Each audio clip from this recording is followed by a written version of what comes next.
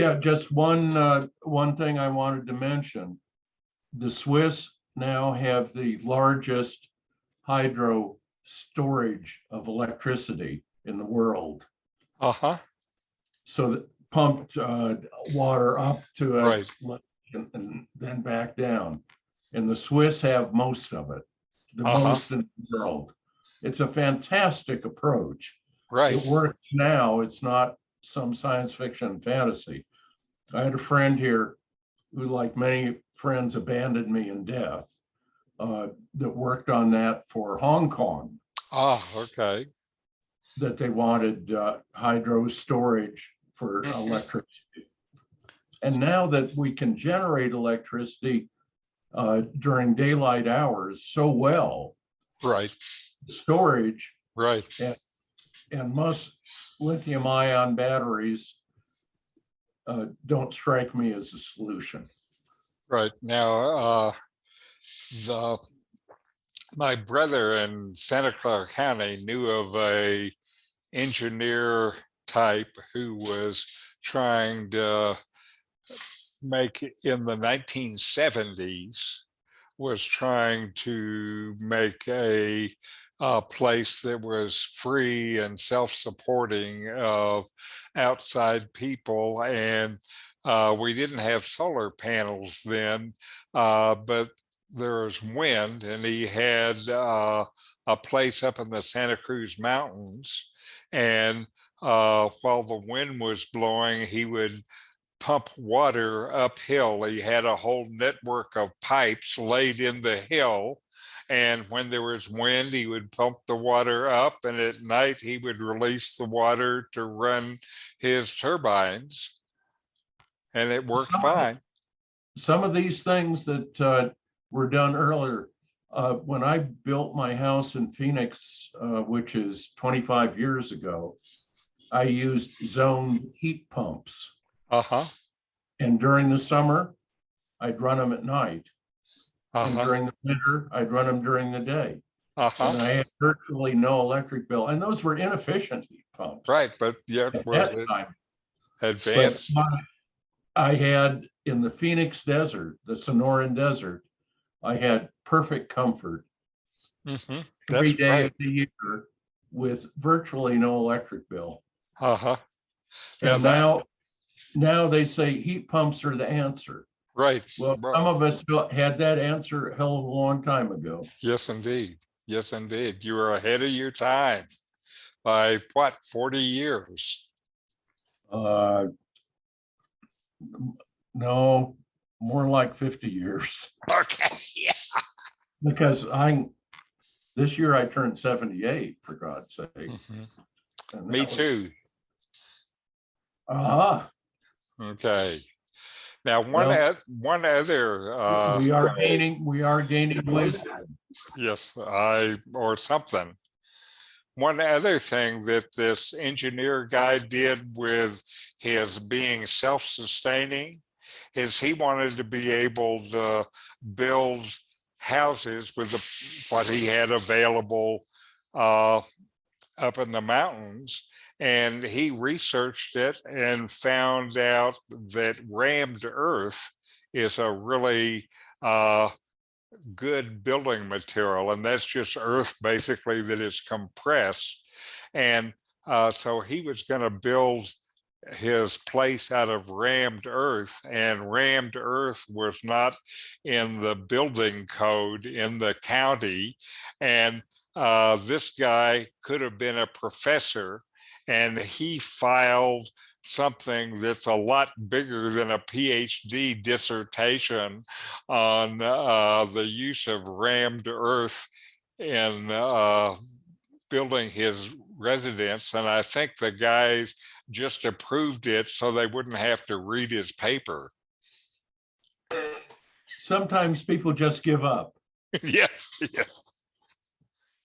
Anyway, so let us go on with our show. And just to review what we're going to go through today, the top story is climate in game. Now there starting to say we should evaluate the risk of human extinction. And this is an area that is dangerously unexplored. In coronavirus, I had two stories. The first is, when will the pandemic end? And it doesn't have an answer. The next story is one I thought was interesting to me personally, and that is, when you have COVID, how do you know when you're no longer contagious? And in technology, then researchers propose an affordable and sustainable alternative to lithium ion batteries. And this actually looks good from what I read. In the environment, I have two stories. One is about China, and it turns out China is almost out of safe water, both on its surface and in its groundwater. So this is actually an enormous deal. And in environmental solutions, we have a company, Simply Fiber, that got seed money, and they are reinventing how clothing is made with advanced manufacturing, basically 3D printing to make clothing. And it turns out that really simplifies the process, and they can make clothing that is entirely biodegradable, just like paper. In materials, it turns out scientists have found, using DNA, ways that they think they're going to be able to build room temperature superconductors. And one of the things that interests me about this story is, sometimes more nowadays than a few years ago, it gives me, I can't figure out what category to put a story in, because so many of these things show up in multiple places. And so it's an interesting time. In flight, DARPA has a bids for a new missile, and this is pointing at a game-changing technology for flight and for powering flight. And so I think this is real interesting, and we will hear a lot more about this as time goes on. Then, oh, somehow I didn't print that one. I had a story, but I didn't print it, so I can't talk about it because I didn't study it. The scientists have created the world's first synthetic embryos. And this, the embryo they created, they saw the beginning of a heart, all of these other things. This is creating quite a stir in the area of biology and in the area of ethics. The human story is an updated Yale study that says, actually, the Russian economy is imploding. What they say is, the Russians' GPD this year is crashing 40%, which is a lot.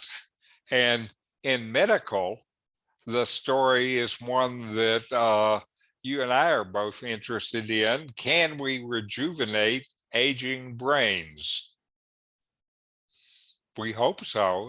What I hope is that they figure out how to do it while there's still time left for some of us.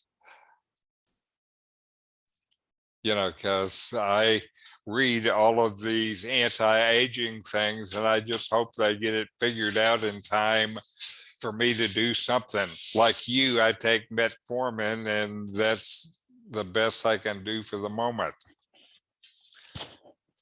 So starting about the climate risk of human extinction, the risk of global societal collapse or human extinction has been dangerously underexplored. Scientists are now starting to warn. And though it is still has a small chance of occurring, given the uncertainty in future emissions, cataclysmic scenarios cannot be ruled out. Facing a future of accelerating climate change while blind to worst case scenarios is naive risk management at best and fatally foolish at worst. And I think I would agree with that assessment. And analyzing the mechanics for these extreme consequences can help galvanize action and inform policy. And also analyzing these paths of destruction, I think can raise priority of some actions over other actions, because, I think destroying the human race is, at least for me, the least desirable alternative. And we want to prevent it. And But there are solutions coming, like drilling deep wells yes, adjacent to steam generating facilities to use the heat from the Earth's core yes, to provide the steam rather than yes, the coal or gas or whatever. yes. And drilling them adjacent. Mhm. I've thought for several years that the situation we're in is what engineers might call a race problem, where we have utopia racing against mass destruction, and who knows who wins. So they also think that doing this could raise public concern, like the explorations in the 1980s of the nuclear winter were instrumental in arms reduction talk and mobilizing people around the world against nuclears.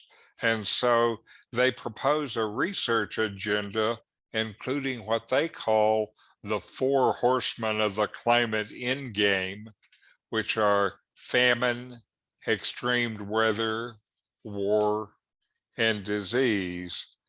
And there are plenty of reasons to believe that climate change could be catastrophic, even at moderate levels of warning. And it turns out that climate change has played a role in every mass extinction event on the planet. So I would say climate change doesn't have a favorable record. And the path to disaster are not just the direct impact of high temperatures, but also knockoff effects like financial crisis, conflicts, and new disease outbreaks can trigger other calamities. This is how risk spreads. It unfolds in the real world like this. Maybe a cyclone destroys an electric infrastructure during a heat wave, leaving the population vulnerable to the effects of the heat. So one thing affects another. Then, of course, we have the tipping points where small changes can bring much bigger effects, and tipping points can trigger other tipping points. And then was it Richard? Was it just one asteroid that caused such a great climatic change in the world and in the Yucatan? Yes, yes, just one piece of rock. Now Decim you're muted, Norman. decimated large populations of animals in the world. That's right. And we should thank that rock because that's what gave mammals an advantage. And without that rock, we wouldn't be here. Now, one of the things that I read today about this is it turns out one of the 5 disasters was, they think, now brought about by an increasing temperature that caused forest fires all around the world, you know, kind of like we're seeing now. So it's trouble. And what they say is the more we learn about how our planet functions, the greater reason for concern. Temperatures more than 2 degrees C above pre-industrial levels have not been sustained on Earth for more than 2.6 million years. And, you know, the human civilization has risen in a narrow climate envelope over the last 10,000 years. We're getting ready to leave that envelope, and you know, we'll see what happens if we still exist. But I basically don't understand the forest fires. I happen to prefer goat meat to any other. And goats would eat the underbrush in the forests. Right. They eat everything. We use them in the United States on freeways to clear the overgrowth. But for some reason, we haven't unleashed great herds of goats to minimize the forest fires. Mm-hmm. And that would make more goat meat available to me. That's right. And goat meat is good. I've had it too, certainly in India. One of the things we found is you could use goat meat and make a wonderful beef stew. The other thing I found there, because it was hard to get beef to make hamburgers, is I could throw goat meat in a blender and make me hamburgers. And it was okay. You just had to pull the gristle out. But how we're not addressing the undergrowth in the forests in the Western US aggressively with goats absolutely is amazing to me. Uh-huh. Well, sometimes the simple solutions, I guess, are hard to see. What I remember about the goats in India is the goats always had some person associated with them. And that person usually was pretty fit because they didn't spend much time sitting down.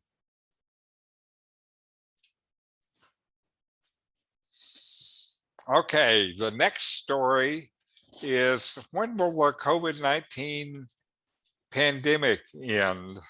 And, you know, Europe and the US have entered the endemic stage. The virus is widespread, but is significantly less fatal. And because of the lowered fatality rate, is spurring only limited changes in public behavior. And they say these endemic conditions are likely to continue through the summer and autumn unless some immunity evading new variants emerge. So far, I haven't heard in South Africa of the next one that's coming. I guess that's where we really have to watch. But the immunity against COVID goes down over time. We have a tolerance for endemic diseases like the influenza. that Mhm. kills up to 100,000 Americans a year, and flu vaccines are not offered by the federal government to all people. Mhm. Now, one of the things some governments are talking about because of what you say and the fact that COVID immunity declines over time is some national health services are talking about an annual injection that is both the flu vaccine and this year's COVID vaccine. So some governments are looking at it in terms of a system. And now it looks like the winter ahead uh, is looks relatively favorable if the trends are continue from the past. It's likely the case numbers will go up during the winter in the US, but fatalities are unlikely to be as severe as they were a year ago. And like you were saying, even though we're in this endemic and people are less sensitive to it, the average number of daily deaths still runs between 2 and 4 times the average for influenza. So it's not as dangerous, but it's still substantially more dangerous than the flu. And uh, there is some tentative evidence that BA4 and BA5 can evade immunity. That's one of the things they're worried about. But now, one of the good things is the vaccines that are in wide distribution still seem to limit the incidence of severe disease. And we still don't know what's happening. One of the things that is changing is the availability of home test kits. And uh, because of the home test kits, it's given government health agencies a problem in monitoring COVID rates because they used to be able to have fairly good numbers that came from the aggregate of the test results. But when people are doing the testing at home, then you don't have those same kind of numbers because they don't report to the government whether their test was negative or positive. So it looks like now the actual one of the best ways to monitor infection rates is to monitor the purchases of home test kits, because it turns out the purchases of home test kits track pretty closely to infection rates. Well, and the increasing analysis of sewage in terms of the viral loads, Yes, because that is currently defining even polio outbreaks, right. uh, Yes. which is something that we hadn't done before.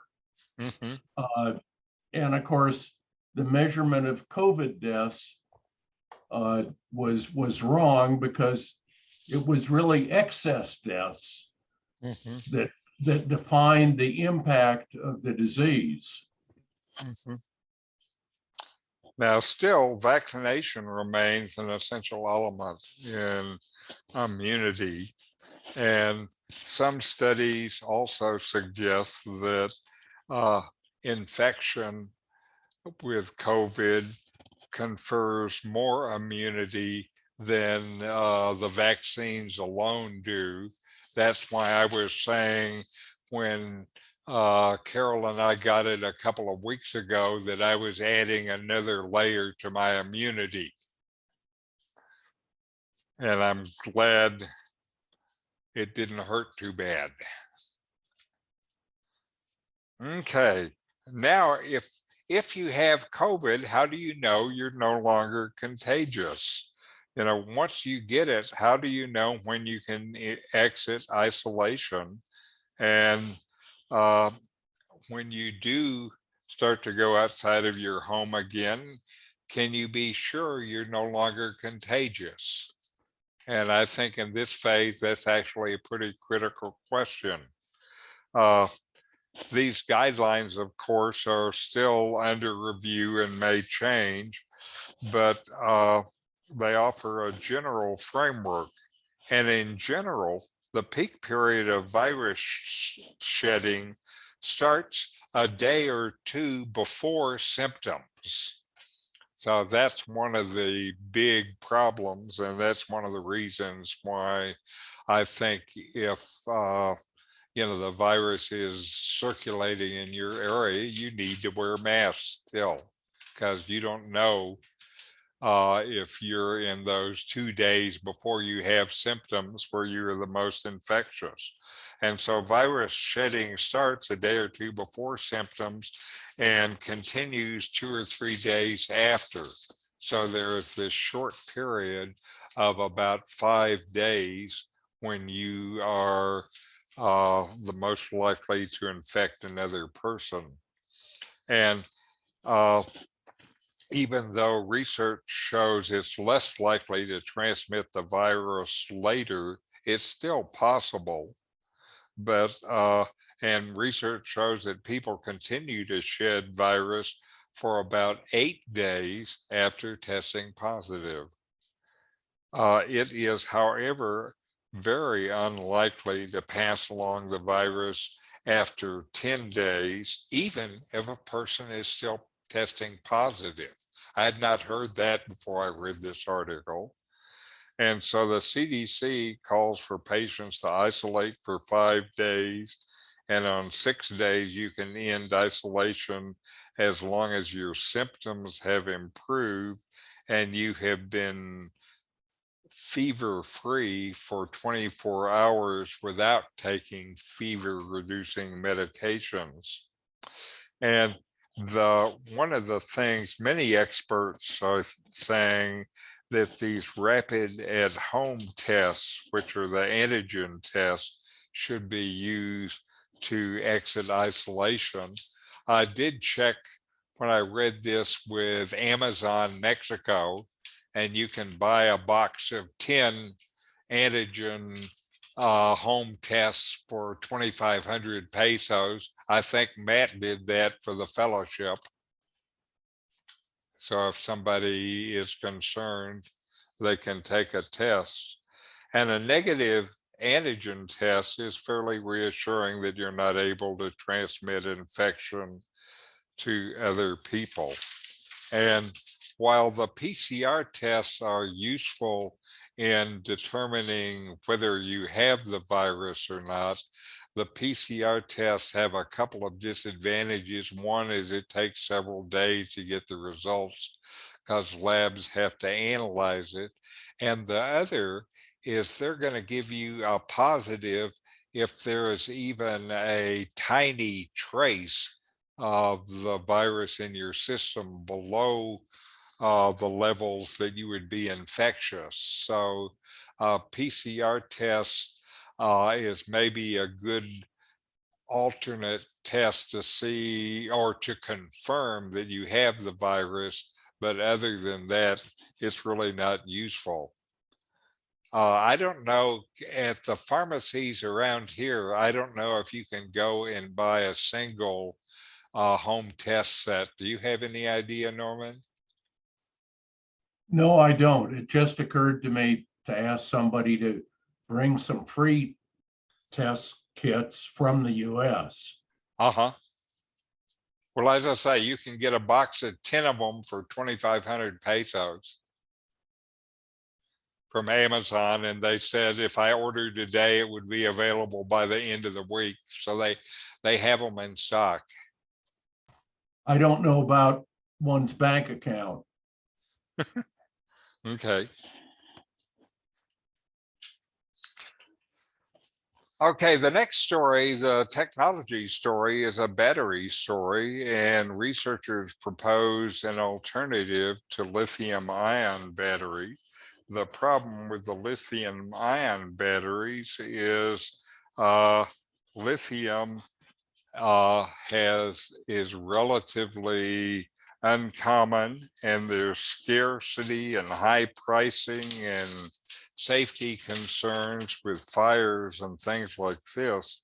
And so because of that, some people at Rensselaer have been looking into alternatives, and they're now saying calcium ions, they believe can be an effective alternative because of its abundance and low cost. Lithium is a limited resource and prices are increasing like mad. And the thing about calcium is that it's inexpensive, abundant, and safe. There were some chemical problems being able to make calcium, to make crystals that were effective in using calcium ions. It looks like Rensselaer has solved these, and once they're solved, the calcium ion has some advantages over lithium, and the calcium ion is divalent. That means you put one ion in and you get two electrons out.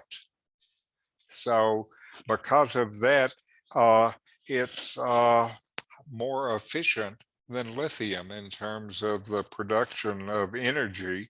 And that's going to end up meaning reduced weight and volume for the battery. So I think that's a bigger deal. They've solved the problem by developing a special class of materials called molybdenum vanadium oxides that contain large hexagonal shaped channels that run through the material that apparently help the calcium ion process. And they say that they're closer than you might think. And so they're saying these calcium ions might, in the not too far distant future, replace lithium ion as the battery chemistry of choice, which would lead to a new class of high performance calcium-based batteries that are made from abundant materials and are safe. So I think that's encouraging. And the thing we know about the next generation of technology and life on the planet is it's going to be battery powered. Yep, batteries are a very good way to store power, but not the lithium ion batteries that we're using now. Right. What I'm waiting for, since I walk in Christiania Park every morning, is I'm waiting for the leaf blowers that are battery powered. We've got one, and it has worked great for 2 years. Oh, good. In California, I think that gasoline-powered leaf blowers are now prohibited. I think you're correct. There is no reason for a leaf blower to be other than battery powered. Uh-huh. And, you know, until you start to notice what's going on, you don't notice. We're so used to the noise from these gasoline engines that we don't notice it. But once you start paying attention, you see what a problem it is of noise pollution. I guess that's also a problem in the electric vehicles, is they're still arguing about standard sounds to It have is, them make. and EVs in EVs in Europe are required to make noise at low speeds to Okay, advise pedestrians that they're there, that's because good. otherwise there's no indication. Uh-huh. That's a good rule, I think. It used to be the only motor vehicle that you had that problem with was a BMW motorcycle. Not all of us have deep enough pockets for those. Well, certainly that's only something I read about in articles. Okay, the environmental story is the top environmental story is China is almost out of safe water. China is the most populous nation on earth now with more than 1.4 billion people. India is expected to beat that this year because their birth rate is higher. And in China, the climate is primarily dry with wet monsoons coming in the summer and the winter. And the environment has been reeling from rapid industrialization, which has resulted in extreme pollution and massive deterioration of the environment. Because of that, China has started to correct some of the damage, but devastations continues unabated in most areas. And China's industrialization was made possible due to its abundance of natural resources. But that abundance is now a thing of the past. The Chinese compose 20% of the world's population, but has only 7% of the world's water, fresh water. And so you can see from there the nature of the problems. And many regions, the North particularly, the industrial North, I might say, have water scarcity as intense as in the Middle East. I didn't realize that until I read this article. And of course, the water that is there has been overused, polluted, and large populations live in areas of water scarcity. Around the massive urban areas like Beijing and Tianjin, the water they have available there is equivalent to about 40% of what the UN considers water scarcity. So they, if they had twice as much water, they would still be in a condition of water scarcity. And climate Well, change, go ahead. closer to home, the second largest city in Mexico is Monterrey, is suffering water shortages.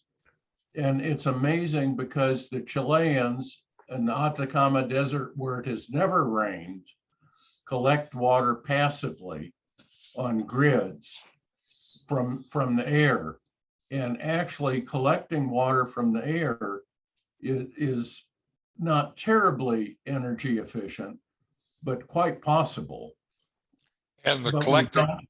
yeah, collecting water from the air, I have articles every 2 or 3 weeks about that.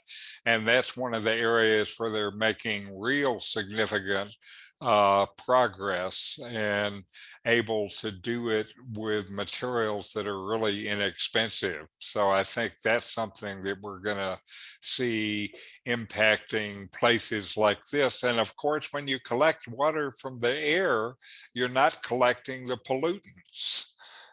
Correct. It's distilled water. We collect water from the air here in our household that we use for our steam iron.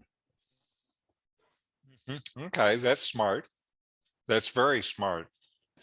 Now, also uh, affecting water in China is climate change, particularly the change in snow and ice on the Tibetan Plateau, because this has provided the water for the Yangtze and the Yellow Rivers, which are the major water sources in much of China. And runoff in the Yangtze alone has been reduced by almost 15% in the last 20 years. So the shortage from this water is going to become dramatically acute about 2030. So they're just a few years away from water catastrophe in the Yangtze River. And then increasing temperatures have affected atmospheric circulation, so it's more difficult for the humid monsoons to get in the north and to make it rain. So that adds to the problem. And the abnormally dry weather has been experienced in Beijing in recent years. In 2017 and 2018, they had no precipitation for months, and they recorded a 116-day drought, which was the longest in the history of Beijing, which has a long history. And another problem in China is the resource distribution. 80% of the water is in South China, and the industrial might and the people to back it up are in North China. And so because of this, the Chinese are doing the world's largest water canal and tunnel from the Three Gorges Dam to Shanghai. Right now, the biggest such project is in Finland, which stretches 74 miles. The tunnel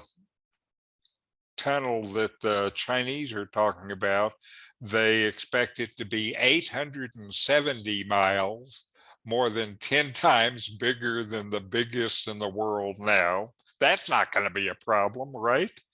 And it's also will be Well, in the United States, the largest reserve of water is Lake Mead and Lake Powell on the Colorado River.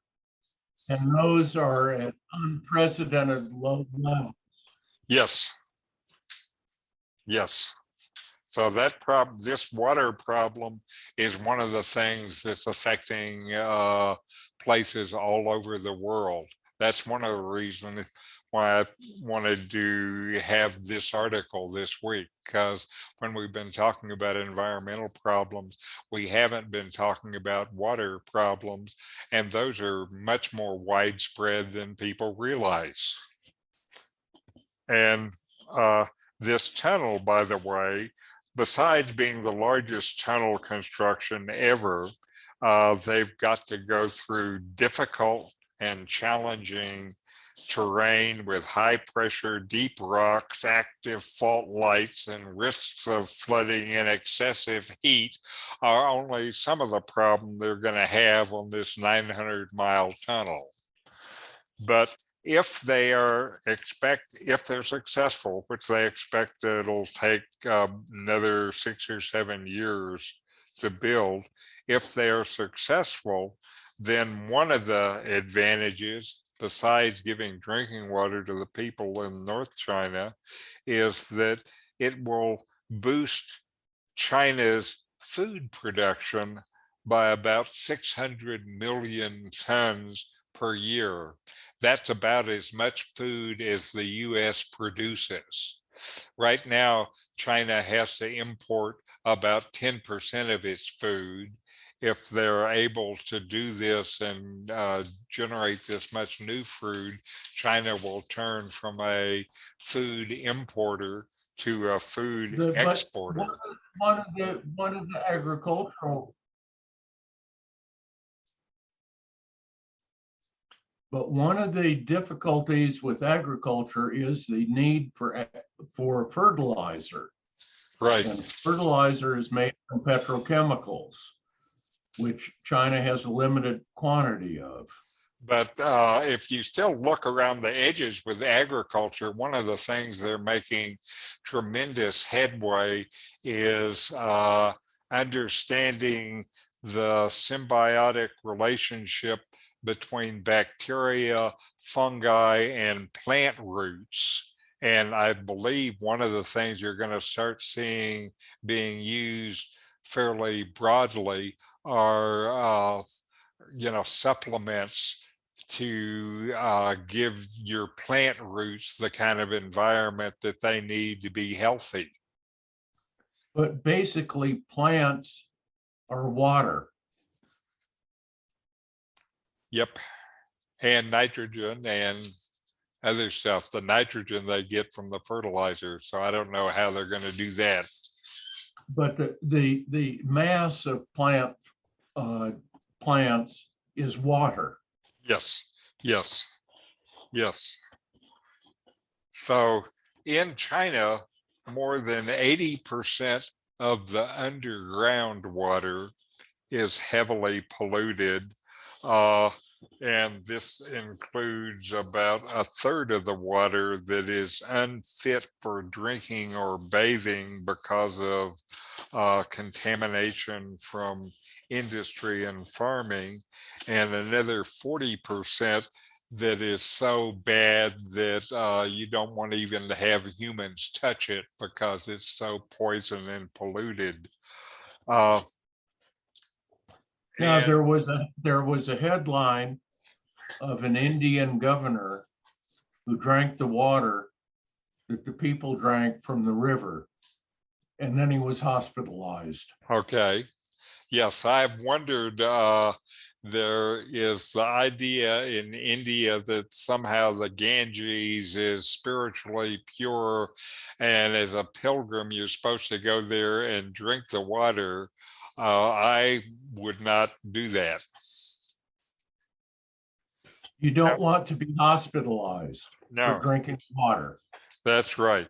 And in terms of the surface water, we have 80% of Chinese groundwater is polluted. Only 70% of China's surface water is polluted.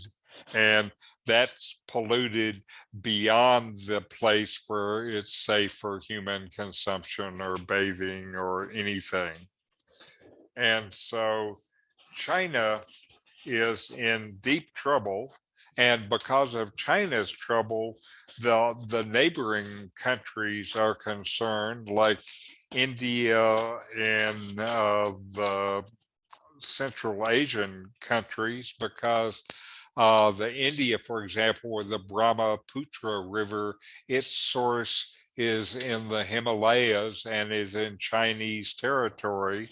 And the Chinese are not cooperative with other countries about their water because the rivers originate in China. So China sees them as Chinese natural assets. So it wouldn't surprise me to find out that in the next 10 or 20 years, we're having water wars between, say, China and India. Some futurists have projected that the next wars will be over water. Okay. I would believe that this article makes me think that they're on the right track. Okay, the next environmental story is of a company I had not heard of before, and it's Simply Fiber. I don't know how to pronounce its name because it's Simply Burr is what it reads like, but it's Simple Fiber, I guess.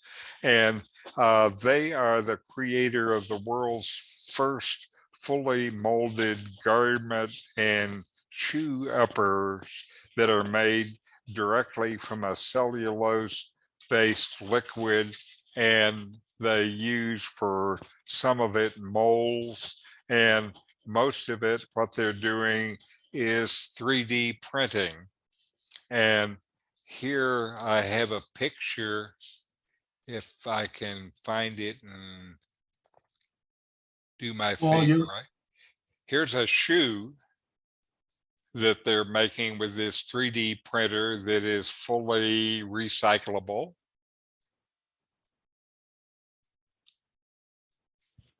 And so they got a bunch of venture money. They're planning to start going big. They're making clothing using soft plant fibers.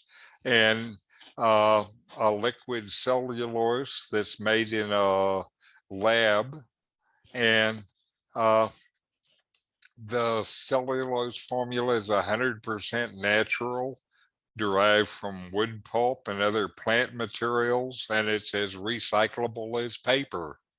And uh, right now, they are just manufacturing items for daily wears like t-shirts and things like this.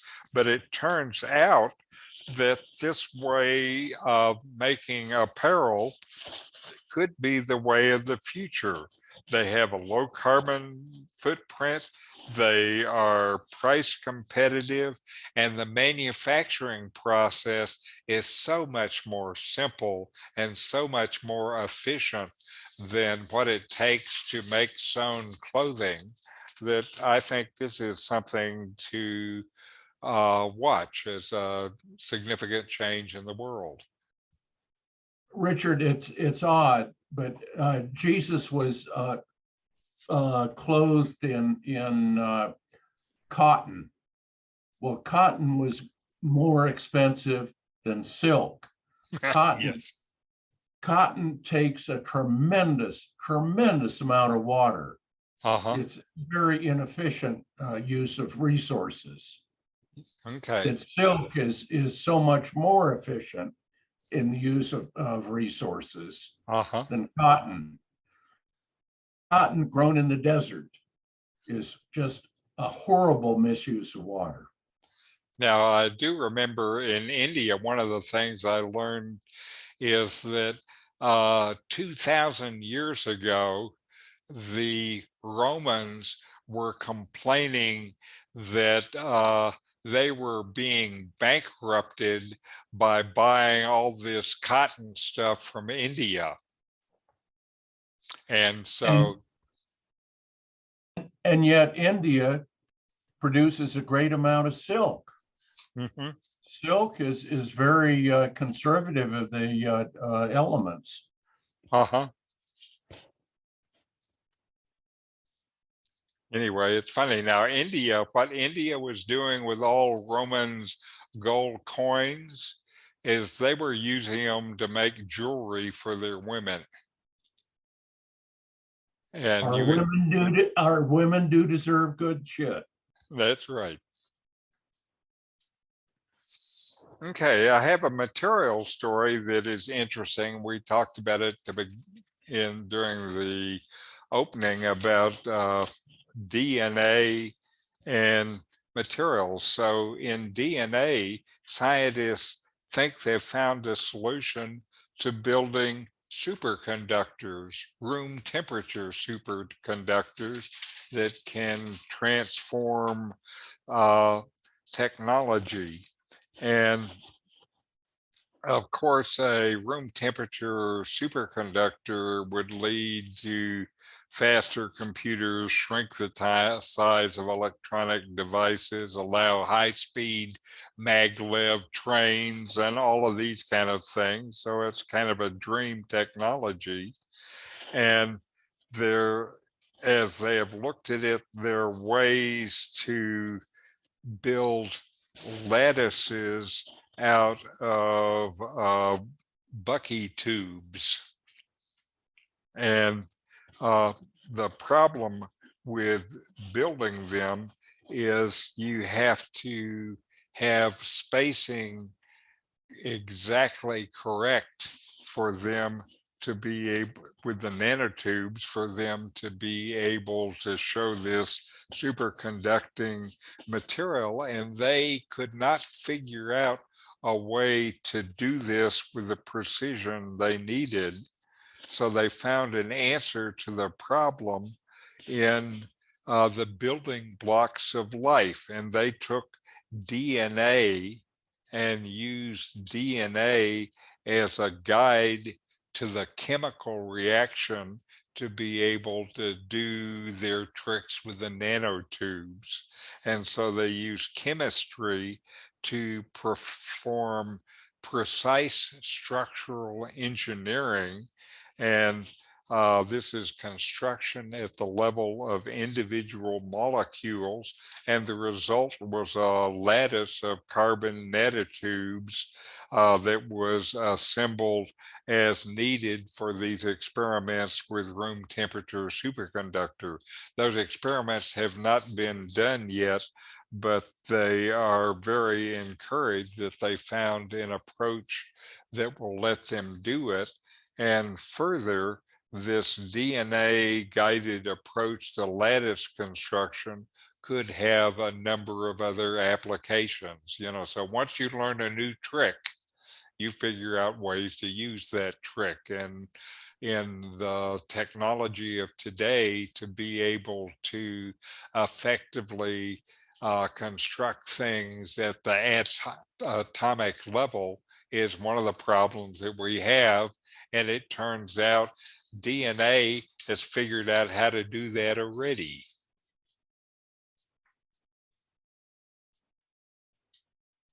Now, in Mexico, CFE says that they lose 30% of their electricity in high tension transmission.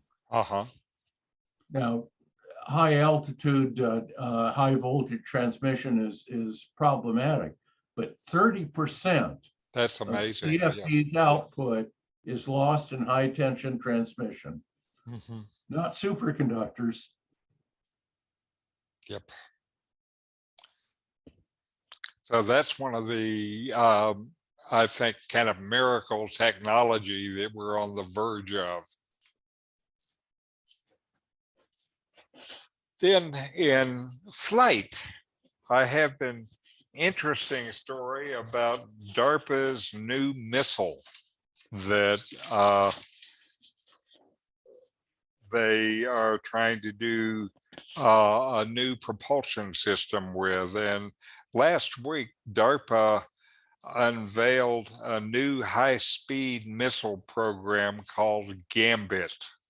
And this program is intended to leverage a novel method of propulsion that they've theorized for years, and a couple of years ago made the first working part. And if this is successful, it's not only going to have implication in terms of weapons development and high-speed aircraft, but even for how the Navy ships are moved. And so this propulsion system is known as a rotation detonation engine, or RDE. That's rotation detonation engine. And it has the potential to be lighter than existing jet engines while offering a boost in power, range, and fuel efficiency. All of those are the right things to boost. And the Gambit missile is just one of a number of programs that is now focusing on this RDE technology. RDE may not be common in discussion today, but amid the growing hypersonic arms race, this technology could help offset a number of advantages that Americans' opponents have already, and it may be closer than you think. RDE engines have been the subject of theory and speculations for decades. And in theory, an RD engine promises to be more efficient than traditional jet engines, which means that you can field smaller weapons capable of achieving the same speeds and ranges as today's missiles, or make them as big as today's missiles and give them more speed and more range. And in aircraft applications like jet fighters, RDEs could provide similar benefits in terms of range and speed while reducing maintenance requirements. Fighters in particular rely on afterburners, and RDEs will allow for a similar boost in thrust with dramatically improved fuel efficiency. How afterburners work is you just pump fuel into the exhaust stream and have it burn.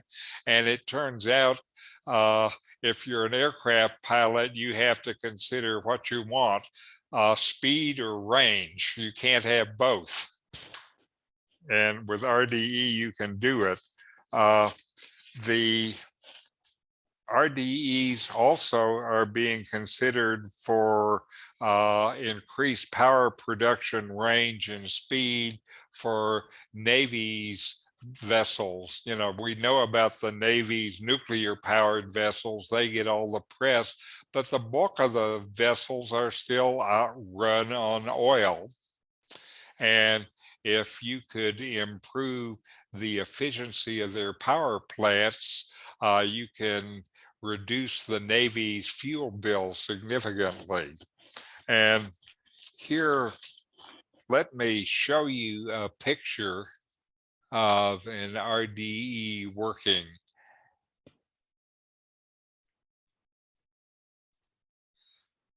So here we have it with pulse jets, and the things that are like the pulse jets, then you put the fuel out, they inject ignition, and then the fuel explodes. It doesn't burn, it explodes, and the explosion gives much more power than a jet engine. What they have done with these RDEs is they have figured out how to use the shock wave from the explosion in a circle like you see here and make a continuous engine that has the same additional efficiency of the fuel explosions rather than just burning the fuel. And it turns out the fuel, if it explodes, provides a lot more energy, and that additional energy that it provides is the thing that gives it efficiency and stuff like this. I think with this, for example, in the F-35, they would be able to either make onboard munitions that are longer range. So for example,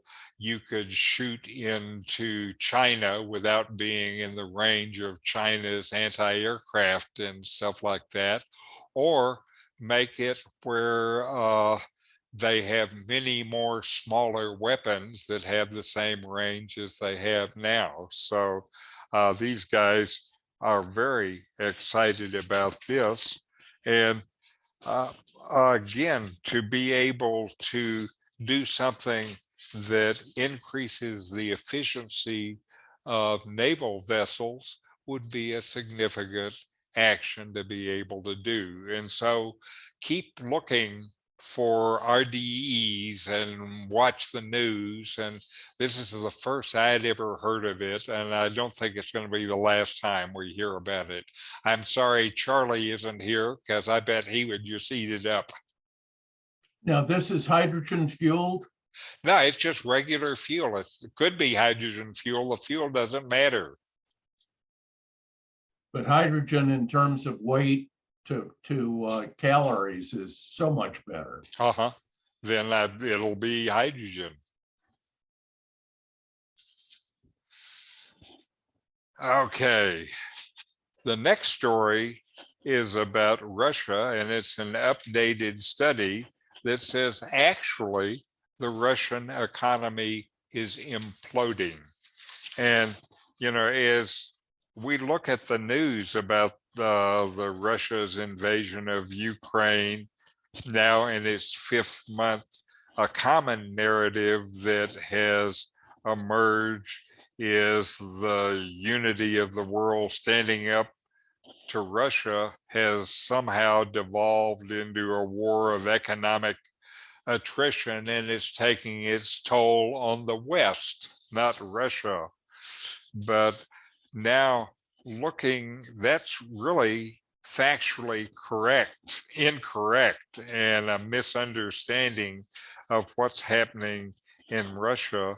And among the problems in the Russian economy is the exodus of over 1,000 global corporations, in addition to the international sanctions. And from their analysis, they say business retreats and sanctions are crippling the Russian economy in the short term and in the long term.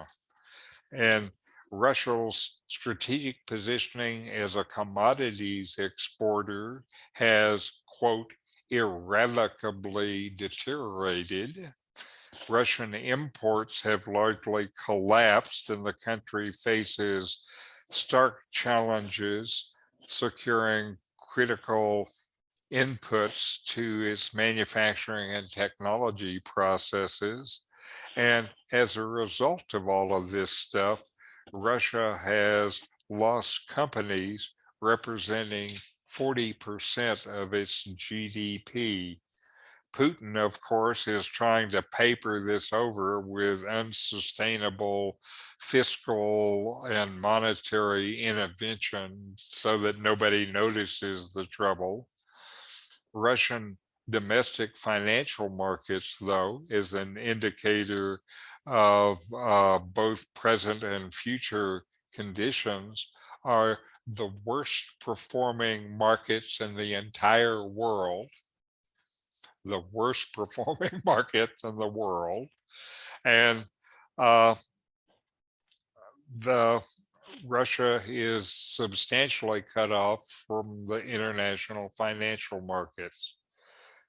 So the conclusions of this study are, first, that Russia cannot pivot natural gas and oil exports to Asia sufficiently to prevent a large drop in export revenue.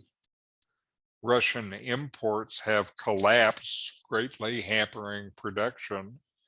The collapse of production, combined with big government subsidies to targeted groups of people and companies, is likely to cause extreme inflation. The value of the ruble has no meaning now, since the ruble can't be traded. So who knows what the ruble is worth? And the Russian financial markets, including the oil and gas companies, are way down in value, indicating a low confidence in the future. So it looks to me like the way that we are dealing with Russia and Ukraine is more effective than most people think.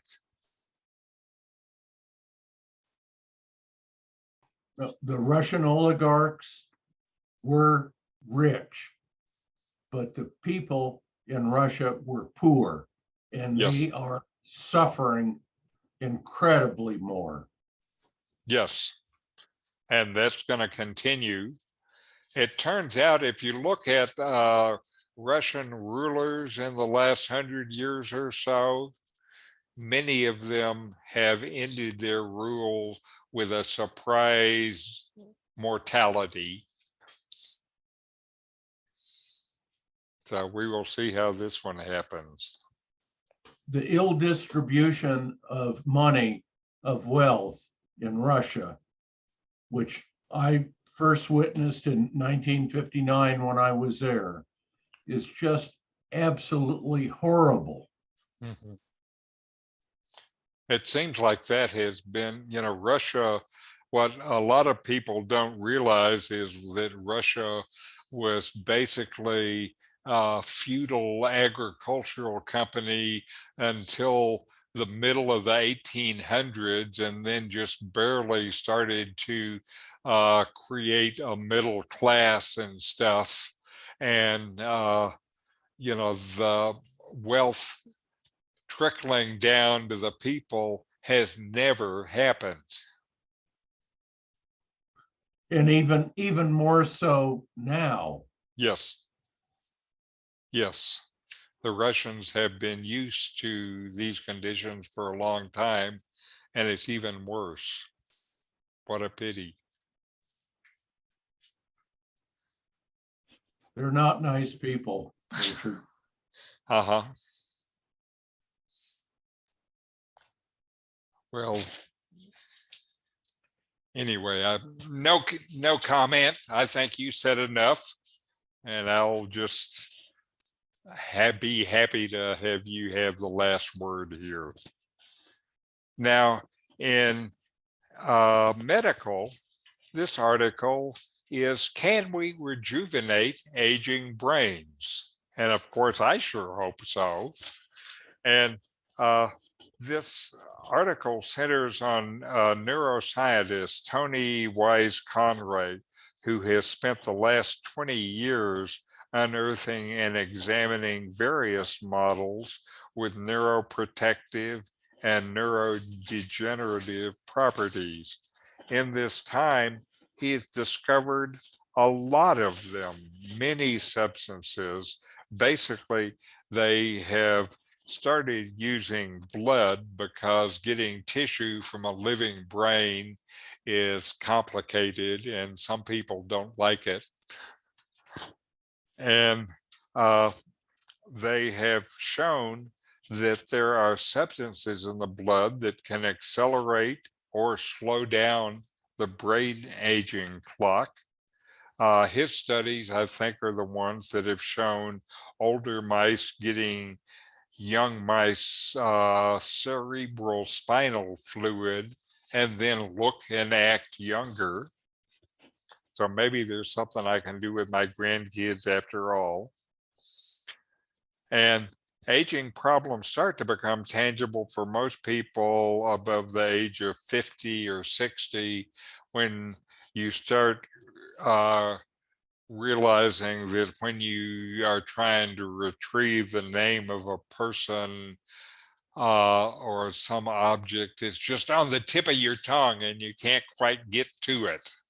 That's the beginning of the sign. And they still don't know the relationship between this brain aging and Alzheimer's, but they do know now that 1/3 of Americans above 85 have symptoms of Alzheimer's, and that number doubles in the next 10 years by 95. I think we've kind of seen that in episodic evidence around us.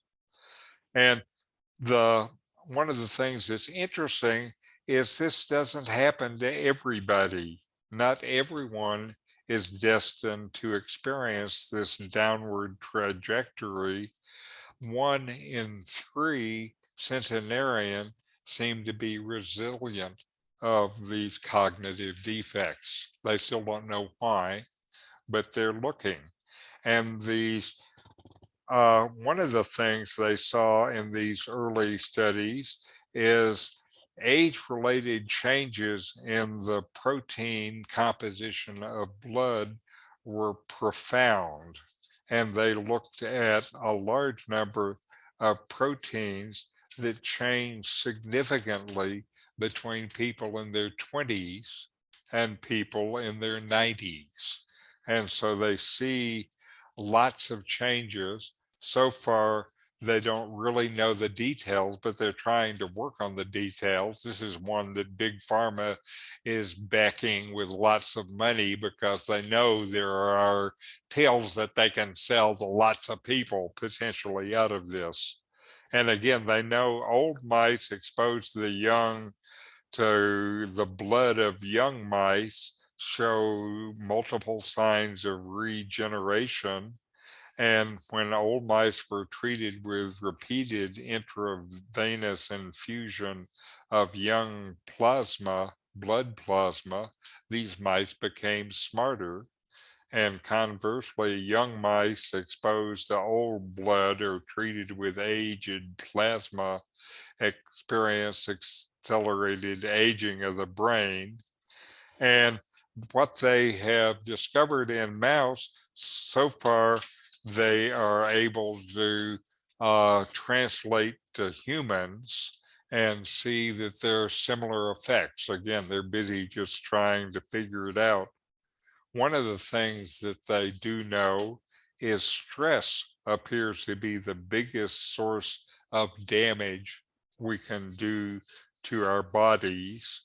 Chronic stress is a key source of psychiatric problems and unhappiness.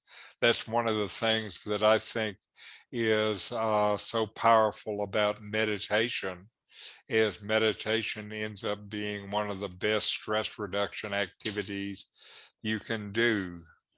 And a recent study suggests that about 40% of dementia in the US is driven by modifiable risk factors, including high blood pressure, obesity, and physical activity.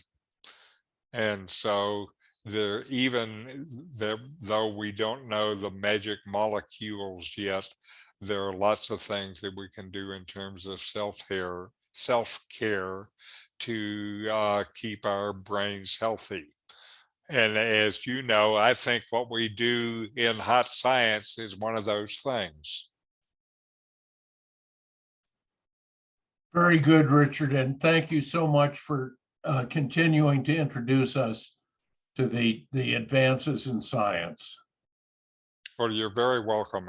This is one of the things that I get great pleasure in being able to do, even though it means that there are several hours each week where my mind is muddled because it's trying to absorb this week's stories. Not very muddled. Anyway, That's Richard, great, and thank you very much. you're certainly I welcome. appreciate every week. Very good. Thank you. And I appreciate your participation. So adios, and we'll see you next time.